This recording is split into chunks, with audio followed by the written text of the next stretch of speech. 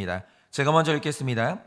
이스라엘 자손의 온 회중이 모세 앞에 물러갔더니 마음이 감동된 모든 자와 자원하는 모든 자가 와서 회막을 짓기 위하여 그 속에서 쓸 모든 것을 위하여 거룩한 옷을 위하여 예물을 가져다가 여호와께 드렸으니 곧 마음에 원하는 남녀가 와서 팔찌와 귀걸이와 가락지와 목걸이와 여러 가지 금품을 가져다가 사람마다 여호와께 금예물을 드렸으며 무릇 청색, 자색, 홍색 실과 가는 배실과 염소털과 붉은 물 들인 수량의 가죽과 해달의 가죽이 있는 자도 가져왔으며 은과 노스로 예물을 삼는 모든 자가 가져다가 여호와께 드렸으며 섬기는 일에 소용되는 조각목이 있는 모든 자는 가져왔으며 마음이 슬기로운 모든 여인은 손수실을 빼고 그 뺀 청색, 자색, 홍색 실과 가는 배실을 가져왔으며 마음의 감동을 받아 슬기로운 모든 여인은 염소털로 실을 뽑았으며 모든 족장은 호마노와 및 애복과 흉패에 몰린 보석을 가져왔으며 등불과 관유와 분향할 향에 소용되는 기름과 향품을 가져왔으니 다 같이 읽겠습니다.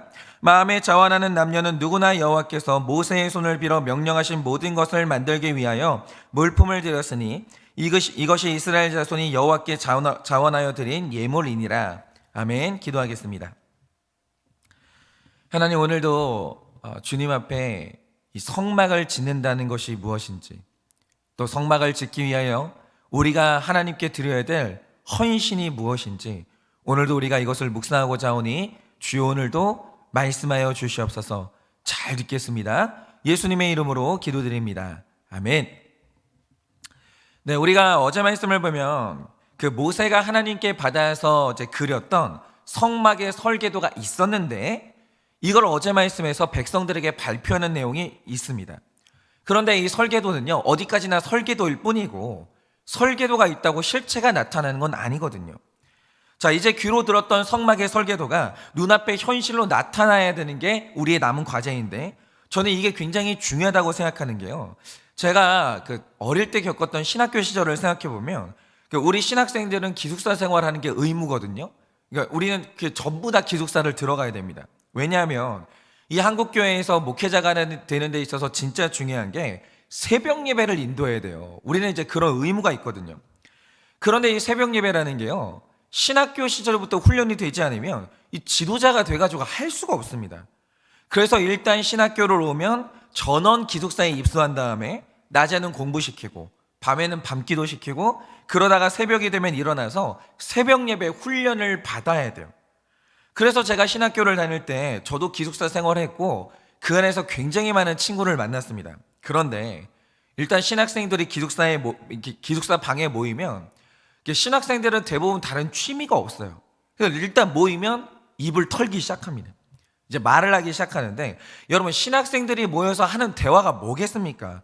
언제나 교회 이야기밖에 없는 거예요. 예를 들어서 요즘에 한국교회 목사님들 문제는 뭐고 한국교회의 문제가 뭐고 그래서 내가 꿈꾸는 교회는 뭔지 교회는 어디로 가야 되는지 뭐 이런 이야기를 하거든요. 그리고 이런 이야기로요, 밤을 샐 정도로 이야기를 정말 많이 합니다. 그래서 이런 대화를 하는 건 너무 좋아요. 좋은데 문제가 뭐냐, 이런 대화를 쭉 하다 보면 신학교를 가잖아요. 학생들이 절반으로 쭉 나뉘는 거예요. 근데 그 중에 절반이 뭐냐, 제가 만나봤던 많은 신학생들 중에서 좋은 목회를 하고 싶지 않은 사람은 아무도 없었어요. 한 사람도 없었어요. 내가 꿈꾸는 좋은 교회상을 가지지 않은 사람이 있다? 그런 사람도 없었습니다. 모두가 내가 꿈꾸는 교회와 이제 목회에 대해서 전부 다 좋은 설계도를 가지고 있어요. 다 있습니다. 근데 문제는 설계도를 만들었으면 그게 내 현실에 나타나야 되잖아요. 여러분, 현실이 되지 않는 설계도는 망상입니다. 아무 의미가 없는 거예요. 그런데 문제는 뭐냐, 설계도가 현실에 나타나려면 이제 거기에 떨어뜨려야 되는 땀이 있거든요. 구체적으로 준비해야 되고 그 위에 실제적인 헌신과 포기와 노력이 있어야 돼요. 그걸 붙지 않으면 설계도는 현실이 안 되는 거죠. 그런데 저를 포함해서 대다수의 사람들의 문제가 뭐였냐, 설계도는 전부 멋져요. 완전히 멋집니다. 그런데 그걸 이루는 데 있어서 필요한 헌신과 포기가 전혀 없는 거예요. 물질도 안 내려놔주고 잠도 포기가 안 되고 인간의 욕정이 포기가 안 되고 아무것도 포기가 안 되는 거예요. 예를 들어서 어떤 전사님은 말하길, 나는 전 세계를 다니면서 복음을 전하는 전도자가 되고 싶다는 거예요. 그러면 여러분, 전 세계를 다니면서 복음을 전하고 싶다? 제일 먼저 해야 되는 게 뭐겠습니까? 최소한 영어는 공부해야 될 거 아니에요. 아니, 설계도가 그러면 영어는 공부를 해야 될 거 아니에요. 그리고 설교 말씀이 좋아야 초청을 할 테니까 말씀대로 설교에서는 실력을 길러야 되고, 거기다가 전 세계를 상대로 사역할 사람이 기도가 안 되면 어떻게 그걸 감당합니까? 기도 훈련을 해야죠.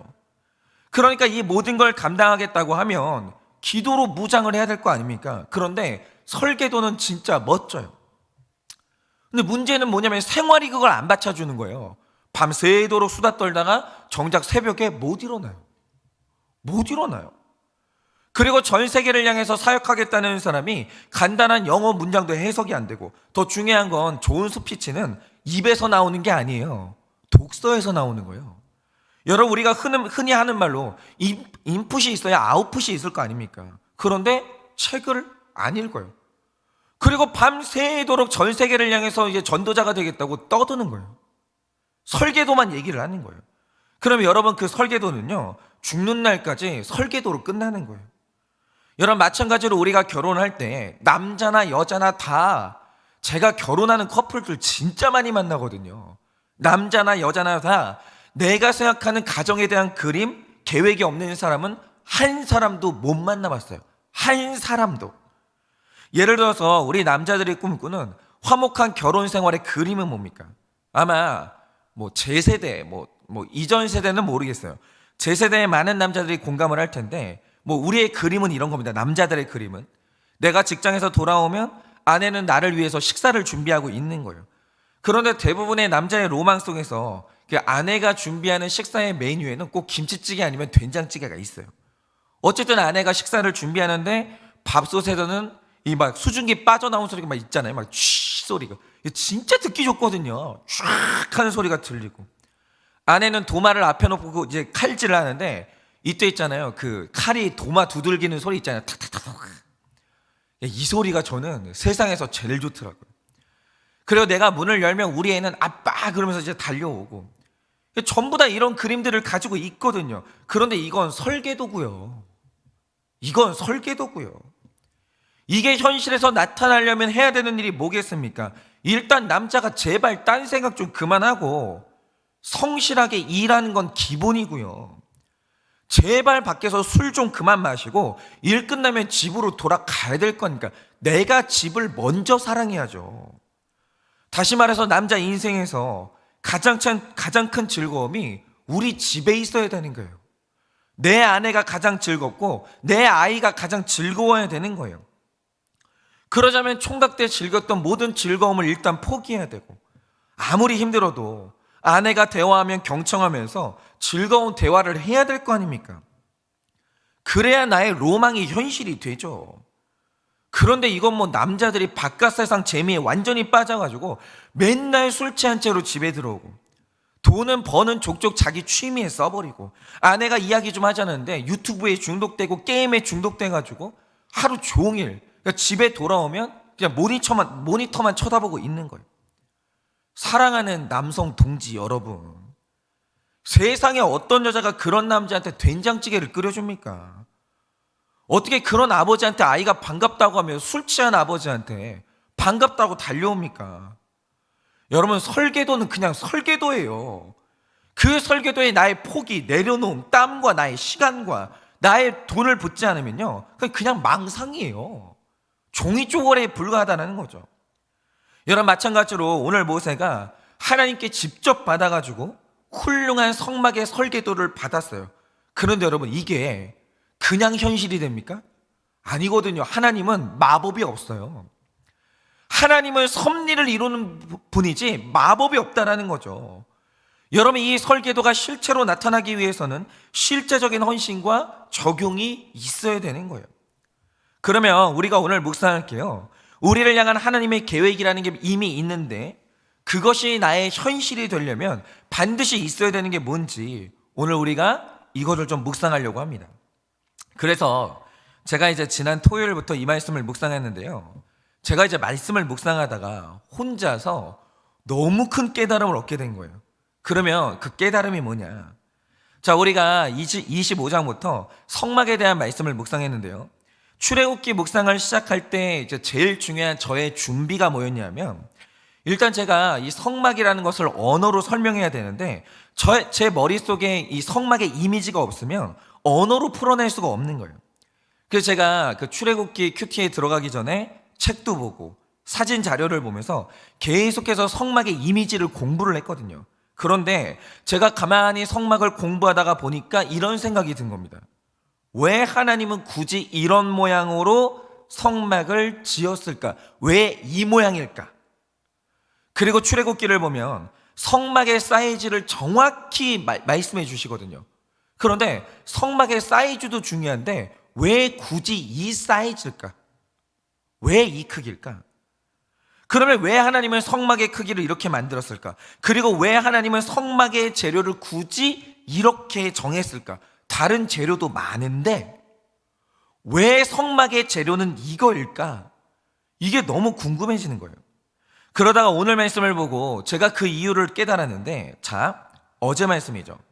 출애굽기 35장 4절 이하의 말씀을 보면 하나님께서 성막 재료를 정해 주십니다.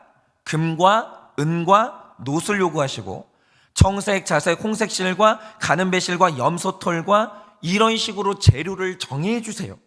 이걸 요구하신다라는 거죠. 그런데 제가 오늘 말씀을 딱 넘어와가지고 보니까 너무 흥미로운 게 있어요. 그게 뭐냐? 하나님이 요구하시는 재료들이 있는데 백성들이 그걸 전부 다 가지고 있는 거예요. 여러분, 이게 우연일까요? 아니, 하나님은 만들고 싶은 성막이 있어요. 재료를 요구합니다. 근데 그 중에 하나라도 백성이 가지지 못한 게 있을 수도 있잖아요. 그런데 흥미로운 게 뭐냐? 하나님이 재료를 전부 다 정해 주셨는데 백성들이 그걸 전부 다 가지고 있어요. 하필이면. 여러분, 이게 우연일까요? 그런데 이 말을 바꿔 말하면 어떻게 되는지 아십니까? 하나님이 성막을 만들었는데 뭘로 만드셨냐? 백성들이 가지고 있는 걸로만, 그리고 백성들이 낼 수 있는 만큼만 그걸 가지고 성막을 만드신 거예요. 애초에 백성들이 가지고 있지 않은 걸로는 성막을 구상하지를 않은 거예요. 성막을 설계할 때, 성막을 구상할 때 백성들이 뭘 가지고 있는가, 어디까지 낼 수 있는가, 딱 여기까지로만 성막을 만드셨다 이거죠. 그러니까 결론적으로 말해서 성막이 이런 크기, 이런 모양이었던 이유가 뭐냐? 바로 이게 이스라엘 백성들의 주제에 맞는 바로 그 성막이었던 거예요. 딱 그 주제에 맞춰서, 이스라엘 백성들이 만들 수 있는 그 주제에 맞춰서 하나님이 성막을 설계하신 거예요. 그런데 여기에서 하나 가정을 해볼게요. 이스라엘 백성들은 사람이고 여호와는 그들이 섬기는 하나님이에요. 그런데 하나님이 성막을 만들겠다고 하면서 재료를 말씀하시는데 나는 비루한 곳에 임재할 수가 없어. 나는 초라한 곳에 임재할 수가 없어. 그러시면서 이스라엘 백성들은 가지고 있지도 않은 최고급의 재료를 요구하셨다라고 하죠. 그러면 바로 이게 이스라엘 백성들의 주제를 넘는 성막이 되는 건데, 자기 주제를 넘는 성막을 짓는다고 하면 방법이 뭐겠습니까? 나는 그럴 돈도 없고 그럴 재료도 없어요. 그런데 하나님이 이걸 지으라는 거예요. 그럼 방법이 뭐겠습니까? 그것은 딱 세 가지 방법밖에 없는데, 첫째, 그걸 가지고 있는 사람들한테 빚을 지는 거예요.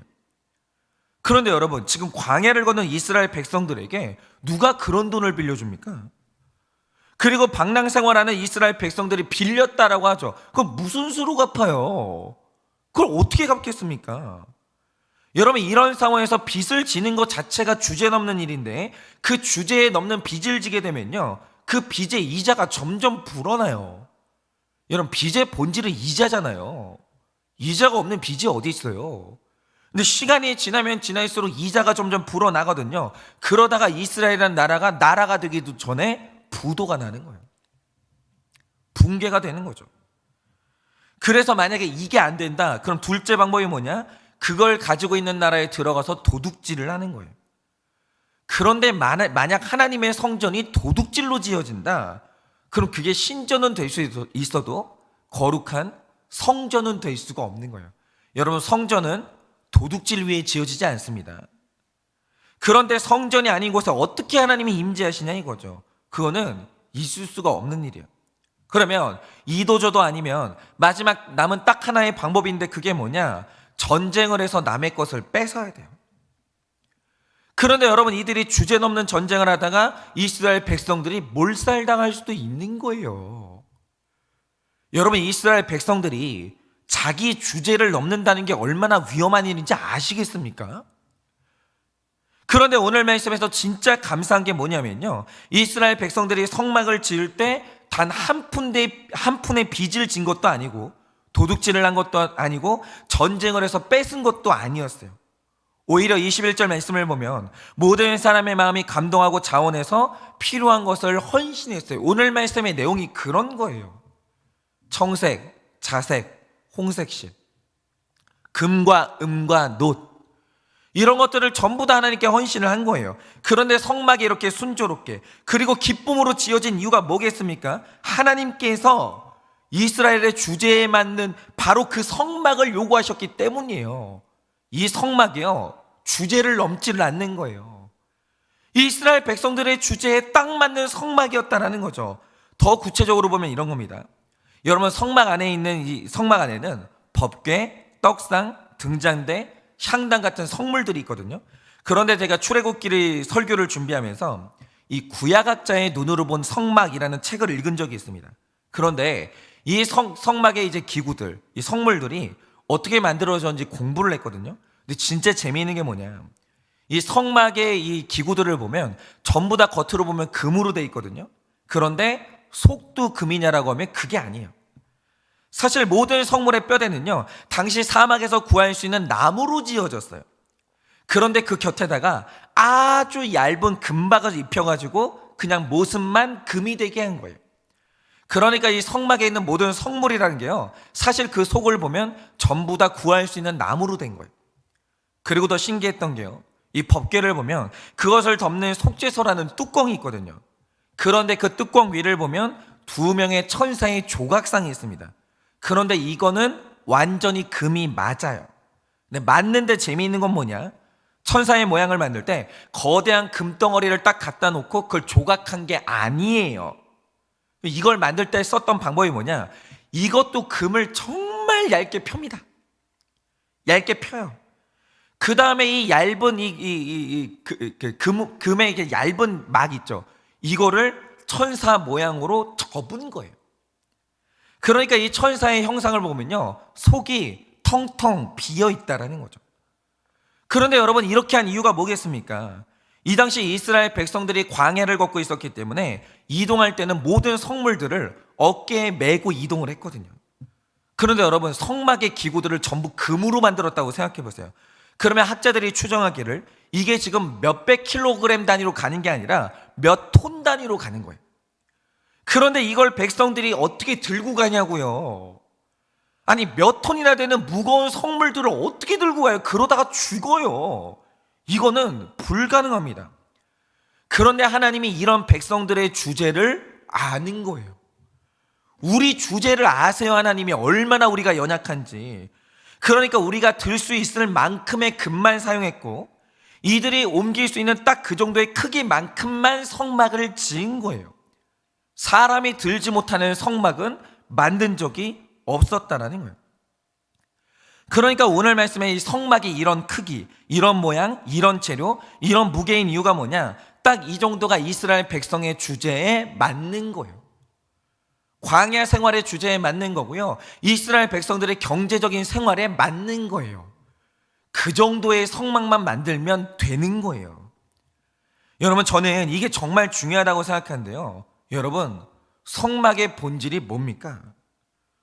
도대체 하나님이 어디에 임재하십니까? 우리는 흔히 생각하기를 하나님은 너무 위대하고 귀하시기 때문에 가장 비싼 최고급 재료로 성전을 만들어야 거기에 임재하신다, 이렇게 생각할 수 있잖아요. 근데 그건 신전이고요, 성전은 그런 거 아니에요. 바로 그 기복적인 생각을 버려야 되는 거예요. 그러니까 저는 제가 이제 교회 리모델링을 하면서 교회 물건들을 좀 제가 구입한 적이 있거든요. 그런데 흔히 성물이라고 하면서 교회에 쓰는 물건들을 보면 지나치게 비싸요. 과해요. 우리가 이제 교회 성물이라고 하면 그 교회 사정에 맞춰서 가격과 재료가 천차만별인 게 저는 맞다고 생각하거든요. 그런데 지나치게 비싸요. 너무. 그러니까 하나님은 너무 귀하시기 때문에 최고만 드려야 된다, 비싼 것만 드려야 된다, 이게 잘못됐다 이거죠. 여러분, 하나님은 비싼 궁전, 화려한 빌딩, 가장 고급스러운 시설에 임재하시는 게 아니에요. 그러니까 할 수 있으면 그래도 돼요. 그러나 할 수 없으면 안 해도 되는 거예요. 여러분, 하나님은요, 거룩하면 되는 거예요. 화려한 게 아니라 거룩하면 되는 겁니다. 그런데 오늘 말씀이 말하는 이 거룩의 기본이 뭡니까? 주제에 맞는 삶이에요. 주제를 넘으면 안 되는 거예요. 여러분, 그래서 제가 말씀드렸지 않습니까? 여러분, 만약에 이스라엘 백성들이 주제를 넘어서서 빚을 지고 도둑질을 하고 전쟁을 해서 비싼 재료를 가지고 성막을 만들었어요. 그러면 하나님이 거기에 임재하지를 않으세요. 아니, 빚더미 위에 앉아가지고 도둑질을 했는데 어떻게 거기에 임재하십니까? 그리고 성막을 만약에 금으로 도배를 했다? 그러면 너무 무거워서 옮길 수가 없기 때문에 그 성막을 가지고는요, 약속의 땅에 갈 수가 없는 거예요. 어떻게 가요? 너무 무거운데. 거기 눌러 앉는 거죠. 여러분, 그러므로 오늘 우리가 하나님 앞에 들을 수 있는 최고의 성막이 뭐냐? 주제에 맞는 삶이에요. 여러분, 최고의 인생이 뭐냐? 주제에 맞게 사는 삶이에요. 최고의 가정이 뭐냐? 주제에 맞게 사는 가정이에요. 그게 최고라는 거죠. 여러분, 그러면 주제에 맞는 삶 자체가 하나님이 임재하시는 성막이라고 할 때 그것에 대한 적용이 뭔가? 일단 저는 두 가지로 말씀드리고 싶은데요. 하나는 내 신분에 맞는 삶이 주제에 맞는 삶이고, 둘째는 내 경제력에 맞는 삶이 주제에 맞는 삶이에요. 그러면 일단 내 신분에 맞는 삶이라는 게 뭔가? 어떤 학자가 말하길 지금 이 시대는요, 겸손이 실종된 시대라는 거예요. 그런데 이 말의 맥락이 뭐냐면요, 현대사회의 사람들은 작은 고난만 생기면 자살을 생각하고 바로 충격을 받으면서 분노조절 장애가 생기거나 우울증에 걸린다는 거예요. 그런데 이 학자가 이 모든 현상의 원인으로 파악한 게 뭐냐? 사람들에게 겸손이 없다라는 건데, 다시 말해서 사람들이 자기 주제 파악이 안 되는 거예요. 예를 들어서 저는 작은 교회 목사가 되는 게 죽을 만큼 싫었습니다. 그런데 싫었던 이유가 몇 가지가 있는데, 일단 경제적인 결핍을 겪는 게 너무너무 싫었고, 그 다음에 진짜 싫은 게 뭔지 아세요? 일단 작은 교회 목사는 모든 게 다 갑이 아니라 을이에요. 일단 성도님들이 시험 들었다고 한다, 그럼 작은 교회 목사들은요, 한 사람이 소중해요. 그러니까 혹시라도 나간다고 할까봐 노심초사하면서 비위를 맞춰야 되고, 심지어 작은 교회 목사는요, 부교육자 앞에서도 을이에요. 여러분, 이 작은 교회는요, 부교육자들도 쉽게 오지 않기 때문에 그걸 아는 전도사님, 부목사님들이요, 얼마나 생색을 내고 갑질하는 사람들이 많은지 몰라요. 조금만 대우가 안 좋거나 비위를 상하게 하면 그날로 사임해요. 그날로. 그러면서 교회를 뛰쳐나가는 거예요. 그러니 작은 교회 목사는요, 부교육자 눈치도 봐야 돼요. 그리고 요즘 제가 가장 고통스러운 게 뭐냐, 제가 사역을 하다 보면 이 어려움을 겪는 성도님들을 만나거든요. 그러면 제가 이 문제를 해결하기 위해서 해야 될 적용을 권면해요. 이거 하셔야 됩니다. 저거 하셔야 됩니다. 이거 하시면 안 됩니다. 저거 하시면 안 됩니다. 제가 권면을 해요. 근데 이거는 저의 현실인데요, 작은 교회 목사한테 권위가 없어요. 여러분, 작은 교회 목사가 무슨 권위가 있습니까? 작은 교회 목사는요, 권위가 없어요. 그래서 제가 하는 권면이 무시당하는 날이 굉장히 많아요. 당신이 뭘 알아? 당신이 그렇게 대단한 사람이 이 교회가 그렇게 작겠나? 그러면서 제가 하는 권면이요, 무게가 없어요. 권위가 없습니다. 그래서 사실상 교회가 작으면요, 할 수 있는 처방과 사역에 한계가 있는 게 사실이에요. 그러니까 제가 이런 무시, 이런 결핍, 이런 한계를 못 견디겠는 거예요. 자존심이 상해가지고. 그래서 작은 교회의 목사가 되는 게 죽을 만큼 싫었고, 그래서 이 문제를 해결하고자 대형교회만 바라보고 살았던 거예요. 그래, 대형교회 목사가 되면 무시를 안 당하겠지, 대형교회 목사가 되면 처방이 먹히겠지, 권위가 생기겠지, 이런 생각을 제가 한 겁니다. 그런데 어느 날 그런 환상을 가지고 제가 대형교회 부목사 자리로 간 거죠. 그리고 제가 이제 지근거리에서 이 대형교회 목사님을 섬기게 된 거예요. 그런데 제가 깜짝 놀란 게 뭔지 아십니까? 그래도 작은 교회 목사님들보다는 낫기는 한데 대형교회 목사님들도 그렇게 무시를 당하는 거예요. 여러분, 저는 대형교회 목사님들에 대한 환상이 있었거든요. 근데 알고 보니까 대형교회 목사님들이 얼마나 시달리는지 몰라요. 여러분, 그나마 작은 교회 목사님들은 무명이니까 무시하는 사람 몇 명 없죠. 대형교회 목사님들은 유명해요. 그러니까 전국에서 무시와 비난의 메일이 계속 쏟아지는 거예요. 근데 제가 놀란 게 뭐냐, 그분들이 무시를 당할 때 분해가지고 못 견디는 게 아니라 무시를 너무 잘 당하는 거예요. 그러면 대형교회 목사님들은 성도님 한 분이 나간다고 할 때 그냥 눈 하나 깜짝을 안 하냐, 우리 교회 막 엄청 많아, 당신 하나 나가도 아무 상관없어, 이러냐? 그게 아니에요. 여러분, 대형교회 목사님들도 성도 한 명이 나간다고 하면 너무 가슴 아파하고 죄송하다고 하면서 고개를 숙이는 거예요. 제가 이걸 보면서 완전히 깨진 겁니다. 아니, 저렇게 훌륭한 대형교회 목사님들도 그렇게 무시를 당하고 고개를 숙이면서 그걸 잘 감당을 하는데, 저 작은 교회 목사거든요. 내가 뭔데 무시를 안 당해요? 내가 뭔데 갑질을 해야 돼요? 아니, 작은 교회 목사가 뭔데 고난을 안 당하냐고요. 여러분, 대형교회 목사님들은 고난 안 당합니까? 당하죠. 내가 뭔데? 아니, 내가 뭔데 무시를 안 당해요? 그러니까 우리는요, 내가 고난당하고 무시를 당하고 갑질을 당하면 무슨 있을 수 없는 일이 일어난 것처럼 펄펄 뛰거든요. 그런데 여러분, 이번에 뉴스를 보니까요, 이 빈살말이라는 갑부 앞에서요, 삼성전자 회장님도 이 갑질을 당하더라고요. 공손하게 전하 그러면서 고개를 숙이더라고요. 여러분, 삼성전자 회장님이 고개를 숙인다고 하면 우리가 무시당하는 게 있을 수가 없는 일입니까? 아니, 여러분이 갑질당하는 게 있을 수가 없는 일이에요? 아니, 우리가 고난을 당하는 게 있을 수가 없는 일이냐고요. 아니, 이 세상을 살아가는 사람 중에 고난 안 당하는 사람이 누가 있습니까? 부자나 이렇게 비난자나, 권세 있는 자나 권세 없는 자나 다 비난당하죠. 여러분, 심지어 대통령은 얼굴에 계란도 맞아요. 안 그런 사람이 어디 있냐고요. 손가락질 안 당하고 대통령 되는 사람이 누가 있어요? 그런 사람은 없어요. 우리가 우리 주제를 알아야죠. 여러분, 이 땅에 사는 동안에 무시당하지 않는 사람은 없고, 언제나 갑질하면서 사는 사람은 없고, 고난당하지 않는 사람이 없어요.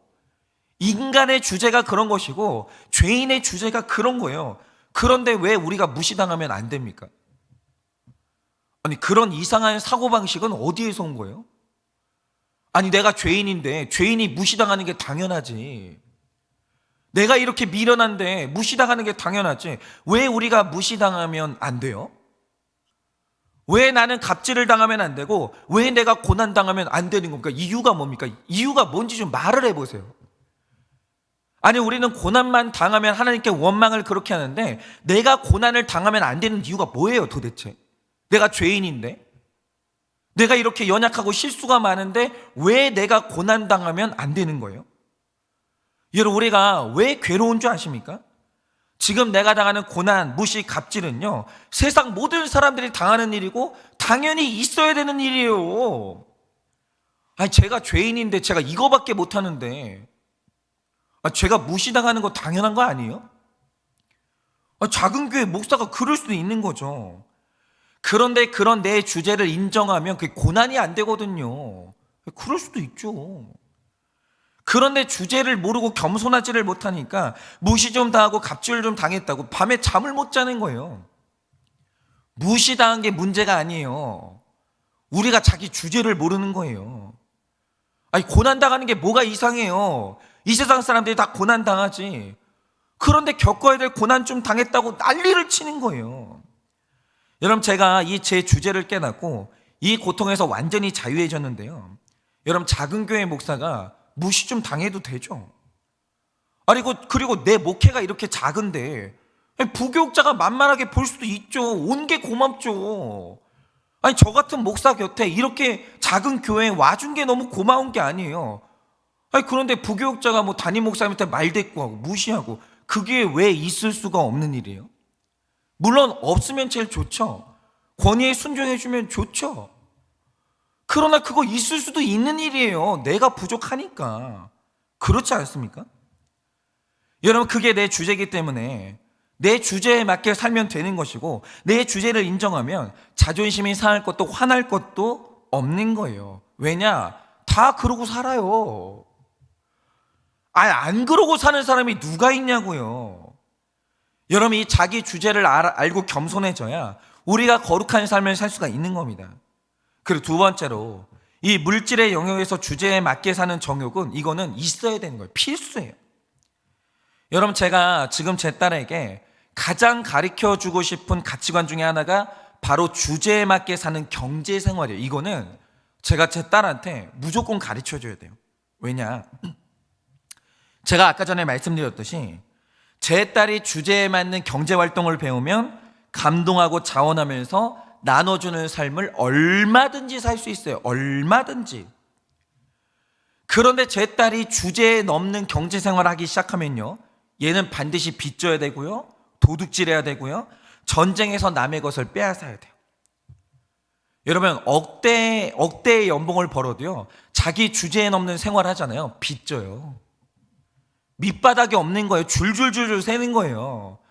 여러분이 오늘도 물질이 어려운 이유가 뭔지 아십니까? 주제를 넘어갔기 때문이에요. 여러분, 그런데 그 삶 자체가 지옥이거든요. 빚져야 되고 도둑질해야 되고 전쟁해야 된다. 그게 바로 지옥이에요. 그게. 저는 제 딸에게 그런 삶을 줄 수가 없습니다. 왜 제 딸이 빚의 노예가 돼가지고 인색하게 살아야 됩니까? 왜 제 딸이 도둑질한 것으로 먹으면서 구원을 박탈당해야 되죠? 왜 내 딸이 날마다 전쟁을 하면서 피 흘리면서 남의 것을 빼앗아야 됩니까? 저는 그거 싫습니다. 저는 제 딸이 거룩하게 살면서 자원하여서 성막 짓는 삶을 살기를 원해요. 그런데 그러자면 제가 제일 먼저 보여줘야 될 가치관이 뭐냐? 주제에 맞는 삶이에요. 제가 주제에 맞게 살아야 돼요. 제가 제 딸 앞에서 주제에 맞게 목회해야 되고, 목사 주제에 맞는 소비 생활을 해야 되고, 근데 그 삶에서 자기 연민에 빠지는 게 아니라 즐겁게 잘 사는 모습을 보여줘야 돼요. 여러분, 목사 주제에 맞게 좁은 집에서 살면 좀 어때요? 대궐 같은 집에서 살아야 됩니까? 제가 제 딸에게 반드시 보여줘야 되는 모습이 뭐냐? 주제에 맞는 걸 먹으면서 맛있게 먹어야 되고요, 주제에 맞는 집에서 살면서 잘 살아야 되고요, 주제에 맞는 이 삶을 살면서 자기 연민이 없어야 돼요. 당당하고 떳떳해야 돼요. 여러분, 그래야 우리 딸은요, 기쁨으로 회막짓는 인생을 살 수가 있다라는 거예요. 그런데 그러기 위해서 제일 중요한 게 뭐냐? 주제에 맞는 경제 생활을 해야 돼요. 안 그러면 빚져야 되고요, 안 그러면은 이 전쟁에서 빼앗아야 되고요, 그것도 아니면 도둑질해야 돼요. 저는 그런 삶을 제 딸에게 물려줄 수가 없습니다. 그러므로 오늘 당장 주제에 맞는 삶을 살아야 되는데 기쁘게 살아야 돼요. 뭐하러 연민에 빠져요? 주제에 맞게 사는 게 얼마나 편한데. 그렇게 살면 되는 겁니다. 그렇게 우리 모두가 다 오늘 주제에 맞는, 죄인의 주제에 맞는 이 겸손한 삶, 그리고 내 이 주제에 맞는 이 정말 경제적인 삶을 잘 사셔서 오늘 하루 거룩한 회막을 지으시는 여러분 되시기를 예수님의 이름으로 축원합니다. 자, 기도하고 마치겠습니다. 하나님, 제가 그동안 삶이 너무 괴로웠습니다. 자존심 상하는 일도 많고, 자기 연민에 빠지는 날들도 많고, 너무 괴로운 날들이 많았습니다. 그런데 주님, 내가 이렇게 괴로웠던 이유가 뭐겠습니까? 내가 내 주제 파악이 안 돼서 그렇습니다. 주님, 제가 죄인인데 어떻게 주님이 저를 매로 때리지 않을 수가 있겠습니까? 주님, 제가 죄인인데 어떻게 내가 수치를 안 당하고 어떻게 내가 무시를 안 당하겠습니까? 하나님, 저는 죄인이기 때문에 무시당하는 것도 당연하고, 주님, 저는 죄인이기 때문에 하나님, 제가 수치를 당하는 것도 당연한 것입니다. 이 죄인이 어떻게 고난을 안 당할 수가 있겠습니까? 고난 안 당하고 거룩할 수가 없습니다. 주님, 주님은 오르십니다. 저의 삶 가운데 이런 일을 당한 것은 마땅한 일입니다. 그러니 저는 수치심을 느낄 것도 없고 자존심을 상할 것도 없습니다. 그러니 주님, 주님이 오늘도 저에게 주시는 소득이 있다면 그 소득을 가지고 올소이다 하면서 주제 파악을 하면서 잘 살아가겠습니다. 아끼고 있는 걸로 먹으면서 그렇게 주시는 이 집에서 잘 살면서 하나님 주제 파악하면서 주님 앞에 기쁘게 살기를 원하오니 주여 오늘도 우리의 모든 성도님들이 주제 파악을 잘하게 하여 주시고 그래서 오늘도 거룩하게 살아갈 수 있도록 주님이 은혜를 허락하여 주시옵소서. 지금은 우리 주 예수 그리스도의 은혜와 하나님 아버지의 그 크신 사랑과 성령님의 위로하시고 교통하여 주시는 그 역사하심이 오늘도 주제 파악을 잘하여 거룩하게 살다가 회막짓는 인생이 되기를 원하는 우리 모든 성도님들의 머리 위에 지금으로부터 영원 무궁토록 함께 있을지어다. 아멘.